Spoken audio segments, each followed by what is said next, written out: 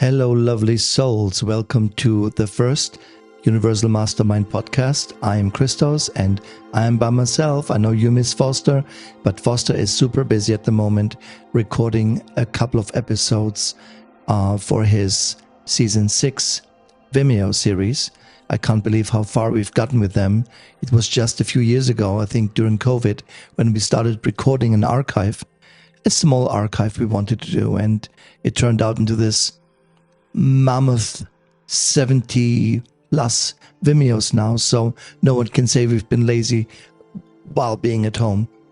I hope you're all well, and if you like this podcast, by the way, please like and subscribe and share, and let's go right into it, as I would love to take the opportunity to talk a little bit about what is happening at the moment. You know, we have something very significant experiencing, which is that our dear little Pluto has left Capricorn after nearly 20 years and has entered the House of Aquarius. Now, it's going to take a little bit time to really feel the complete effect of Pluto, as Pluto is slow, like really, really slow. But everything that we have taught and we have spoken about and we have put out there in the world in the last couple of years, Foster more so than me, it all goes back to the mindset is truly everything. Because your mindset, and the right mindset, is imprinted in the universe, becomes a reality. It becomes abundantly clear that we are in complete charge of what we're putting out there. And I think this is an important time to have a practice, have a regularity in a spiritual sense, in a faith and belief, purpose-driven sense, because this is where the highest prayer is. It's in gratitude, it's in appreciation, it's in your emotions and your feelings that become reality. So it's really important to look how Pluto will not only change the landscape of your life, but of the society for the next 20 years. And I'm telling you, it's going to be a ride. There's no question about it. As Pluto is, of course, a transformer.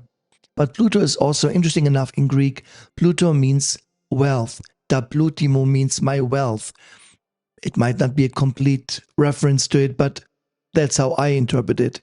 And so, in this amazing symphony that is going on in the cosmos at the moment, we are captivating this mesmerizing situation.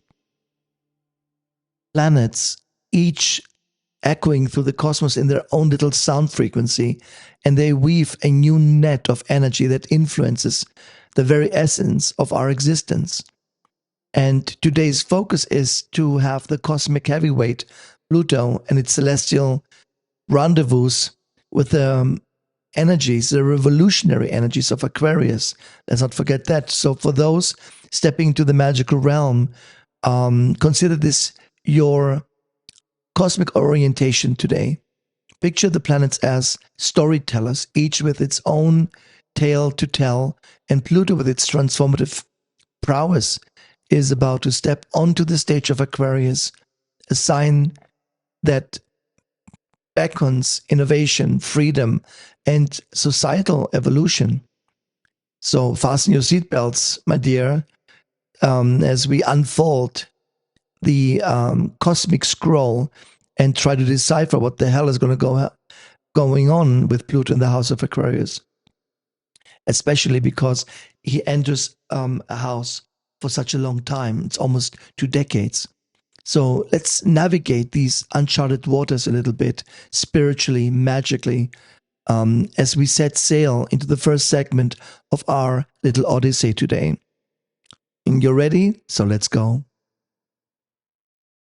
And First, a quick cosmic reminder. If you enjoy our little conversations, don't forget to subscribe, share the Stardust with your fellow seekers, and leave a sprinkle of Stardust in the form of a review, maybe, or a like, or subscribe. And now let's dive deeper into these currents where Pluto takes center stage in the House of Aquarius. So, welcome to this cosmic theater. So, brace yourselves, because since the last 5 days, Pluto is now making its grand entrance in Aquarius, marking the final leg of its retrograde journey between the Saturn-ruled signs. And this is the planet of secrets and power and technology and revolution and wealth and prosperity, new ideas, innovation, and change, bidding farewell to its 15-year stint in Capricorn, where it fueled the ascent of global institutions and empires. Definitely the cardinal signs must have felt, and I'm a Cancer, felt like being in jail and being tested. How much further can we go? Let's say I have one set of nerves and they got tested to a limit and beyond. And now we are basically liberated. We're out of jail. We're out of the tests. That's for the cardinal signs. For the rest of you, I don't care. No, I'm joking, of course, but we can, cardinal signs can help others very well because we know what you're going to go through and in what sense it will also affect you. And so as Pluto now says goodbye to Capricorn, we can't help but wonder about the wild ride awaiting us in the next 2 decades. And it takes the stage in the House of Aquarius, as I said, and we got a taste of what Pluto in Aquarius had up its sleeve between March and June 23. It gave us a sneak peek into the spectacle that is about to happen. And this time around, as Pluto re-enters Aquarius and stays, of course, get ready for a surge of advancements and transformative changes in the realms of healthcare, medicine, technology, data, robots, humanitarian work, global consciousness, and AI, of course, and the very systems of power that govern our world. It's not just another planetary transition, it's a cosmic shakeup that sets to reshape the landscape of our existence. And in a very paradox way, I say to people, we've never been so interconnected like now, and we're never been so alone. You see, because this interconnectedness is, of course, based on the technologic network. Look how we are connecting through a device, through a machine, and we can exchange, and this can potentially go into the world and be listened by 8 billion people potentially. And yet, I am alone in my office with a microphone, looking out into the landscape of Las Vegas, where I live at the moment, and all by myself. And this is something that we have to really pay attention that we're not losing.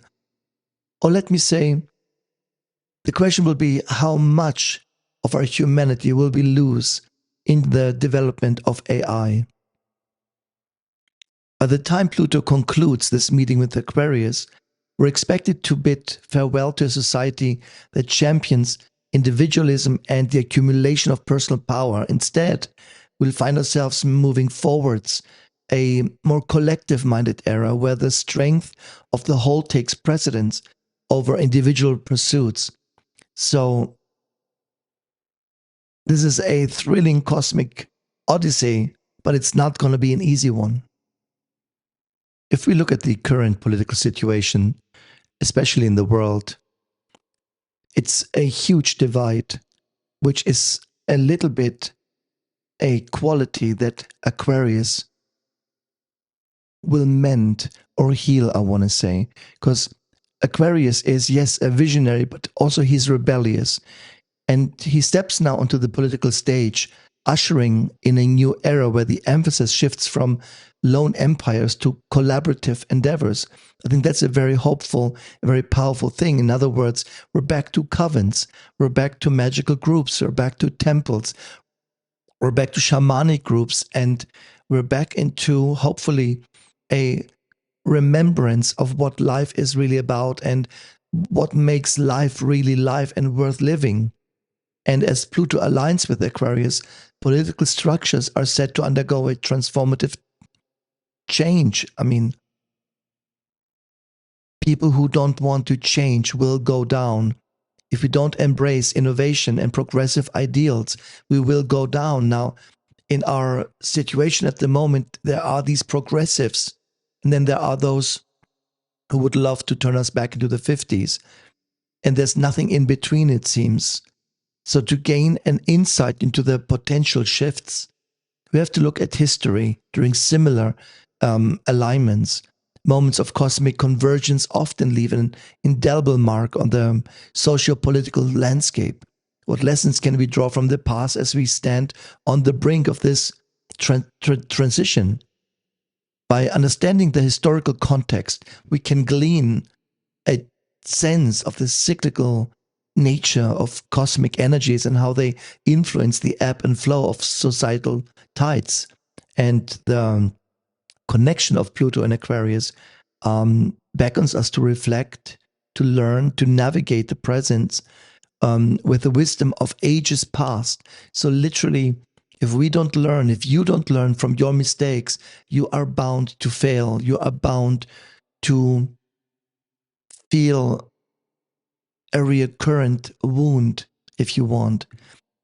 Beyond politics, of course, Pluto in Aquarius extends its influence into the realms of global consciousness and humanitarian efforts. And that's why so many people are on the streets at the moment, fighting for people, fighting for situations they never learned themselves, never experienced themselves, but they make it their crusade now. And they use the disastrous situation that we have in so many parts of the world to unload their own burden, to unload their own aggression. And this is not helping. And I think when we look at the broader perspective, fostering a collective awareness that transcends borders and ideologies is very important. So Pluto's energy intertwines with the humanitarian essence of Aquarius, which I think is quite an interesting combination. And we probably will witness a surge in movements dedicated to equality, social justice, and the well-being of our shared global community. And so this is not just about external shifts. It's an invitation to explore our inner landscapes, our inner work. Foster and I call it the shadow work. And I think shadow work is something very, very important on our path to success and to victory. Because when we leave this physical body, we are in a complete state of acceptance, of love, of compassion, and complete understanding. We are awakening, we are enlightened, so to speak. The key in physical experience is to have exactly the same feeling, the same experience. In other words, we don't need to wait until we pass from body to body and experience to experience just in order to have a moment of enlightenment. The sheer fact that you're listening to this podcast, the fact that you have spiritual books around you, the fact that you light candles with an intention, the fact that you are interested in the metaphysical tells me that you are either in your last life or pretty close to when it comes to this dimension and this form of experience. There are many life forms, many dimensional experiences, and this is just one of them. I want to say this is the most tough and the most strict and the most limited that the gravity and dimension and earth and matter and elements provide. But the key is to rise above the vibration out of this frequency while you're still here. And that's why I'm saying it's not just about external shifts. It has to happen on the inside. So when we enter a realm of magic and the occult, we enter a field of faith and belief. In other words, it really doesn't matter what you do, how many candles you burn. If you don't believe in the goal, in your value, in your worthiness, that's why we call it shadow work, then what you want might come really delayed or in a very different form. Because one thing the universe promises us is if we call into it, it will call back. But are you still in the same state of belief, of value, of worthiness, of love, of acceptance to receive the callback of what you're sending out? So the movements of planets become spells themselves, and they're written in the cosmos. Pluto in Aquarius invites us to align our magical practices, our faith based practices, belief practices, with the cosmic energies at play, from rituals under the sky to harnessing the power of planetary alignments in a temple or in a medicine wheel or in a simple room. How can we weave our own magical power in harmony with the universe? As above, so below.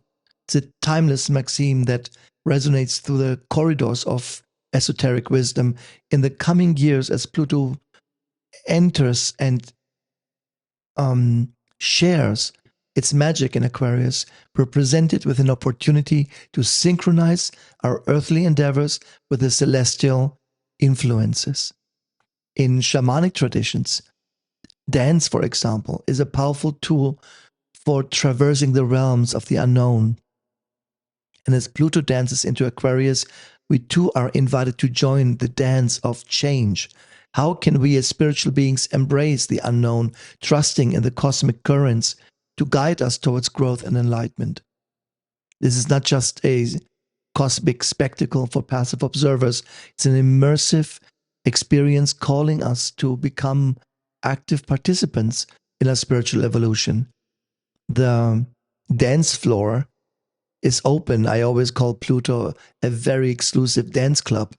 And Pluto wants to move, but move with intention, move with grace. Beyond individual spirituality, Pluto can have a profound impact on the collective unconsciousness. How can we as spiritual beings contribute to the elevation of global consciousness? What role does our magical intent play in fostering a collective awakening that transcends boundaries and unites us as one cosmic family? It's our own practice. If you want to really influence, to be true influencers in the world, you have to practice. You have to be authentic. And I think that the last couple of decades, authenticity was a very important subject that I believe has come now to an end. And it's going to be exchanged for truth, because you can be authentic, but it doesn't mean that you're truthful. This is something you can think about and meditate about. But this is something that I experience very much in my own shadow work. I know who I am. I know what I can do, what I'm capable. And where in relation to this consciousness is my truth. Some of you who know me know that I always say in a very funny way, Foster is the nice one. I'm not, because I'm very strict sometimes, and I have to be, because when you're responsible for those among you who heal and who give readings and who help others in so many various forms, you have to bring in an element of experience. Otherwise, there is no compassion for the person. I hear the most bizarre stories these days. I mean, I'm so tempted to say, I listen to a lot of stupidities or silly things, or something I wouldn't consider important. But when you have compassion and you understand that there is a human being that is going through something that you might don't need to go through, but it doesn't hurt you, it doesn't cost anything to have a moment of experience and compassion. And so I take my sessions and my readings very serious, even if I personally think sometimes how silly, the universal self in me takes everything serious, takes everything in consideration. And people sometimes say, I don't understand how you can have so much patience with some people because of that. Because I'm looking at things from a much larger perspective rather than a question and an answer. I hope I can explain this correctly, but you know what I mean. Once you have an understanding of a human nature, that there are limits, that not everybody has the gift to transcend. And this is a truth in our world. Not everybody can go beyond, and not everybody can go into areas where we expect them to go because they just don't have the ability or the skill, which is completely fine, completely, there's nothing wrong with it. It doesn't decimate your karmic cycle or your development, so to speak. You understand? So if we want to change the world, one thing is you have to give up the idea that you have any power to change the world. You have to change your world, not the world. Like in the Hebrew Bible, it says at a beginning, not at the beginning. The Zohar definitely speaks right from the beginning of a version of a beginning among many beginnings. And so, as we navigate our spiritual and magical practice in this House of Aquarius, let's remember that our individual journeys are absolutely intricately woven into the universal tapestry. And also, as I said before, there is no future when there is no past. We have to remember where we come from the beginning of times. Who were the first people who created consciousness, rituals, awareness, observed and recognized the true mystery that is around us and that weaves through us. When you know where you come from, when you know your history, you are bound to succeed. It's like studying. If we don't study medicine or law or philosophy or democracy the way our ancestors did, then we don't know how we can transform it in the now and the future. It will be really important to trust Pluto, who is the harbinger of change and signals a universal call to embrace transformation at its very core.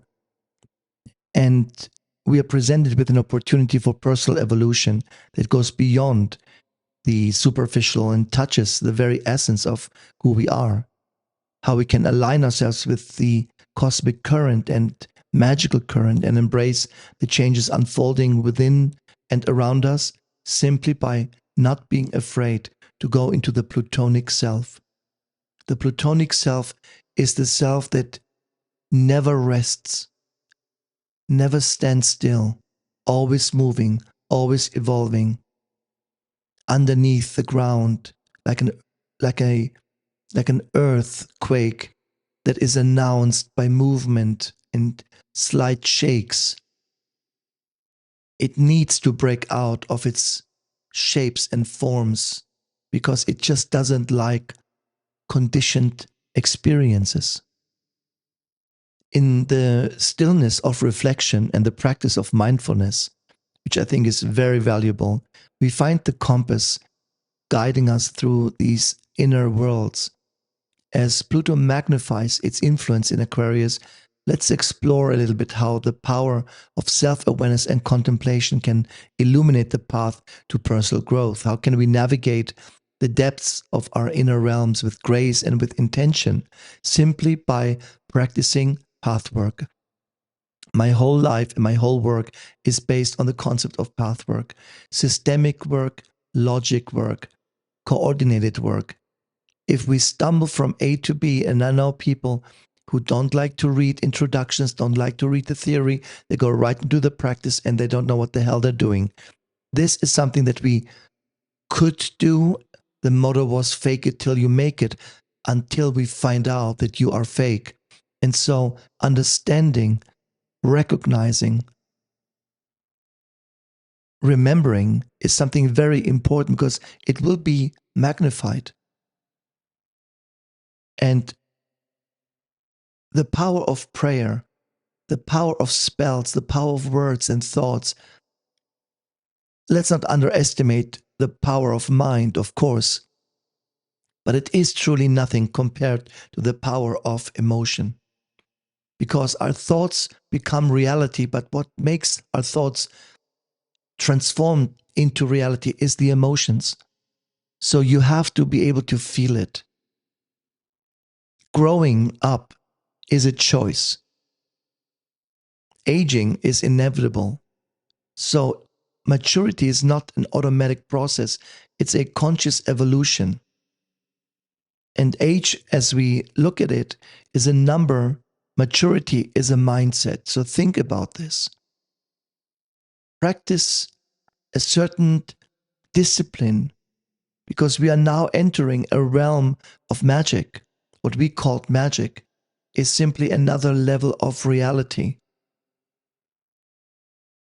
In this realm of knowledge, where knowledge is the key and the mind is the door. And the most powerful spells and enchanted spells are woven from the threads of focused thoughts themselves, but they are nurtured from the alchemy of our emotions. And so, alchemy is a form of thought, and magic is the elixir of the mind.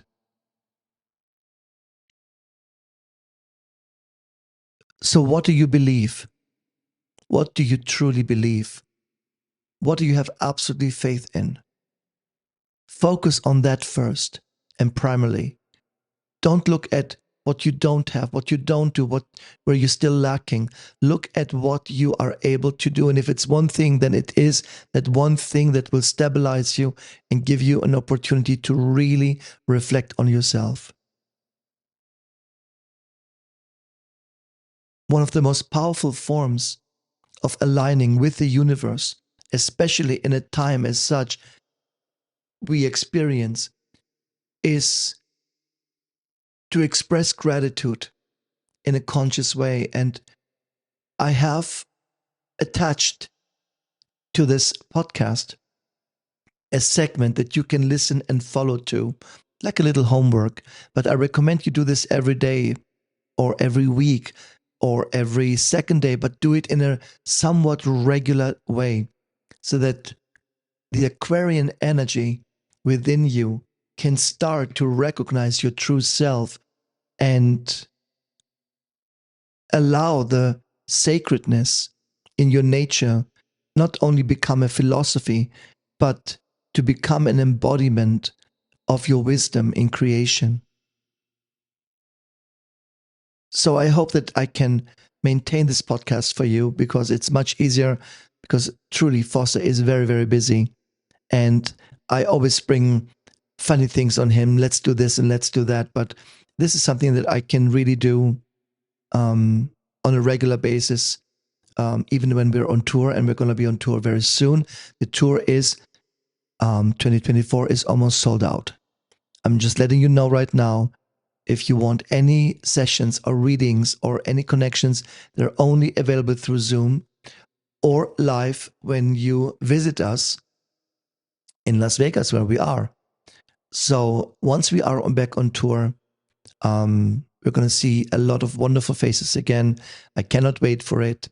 And so I hope that this little intro about Pluto and Aquarius inspired you to start an inner practice of inner soul work, inner shadow work, in order to achieve the victory that you are bound to experience in this life.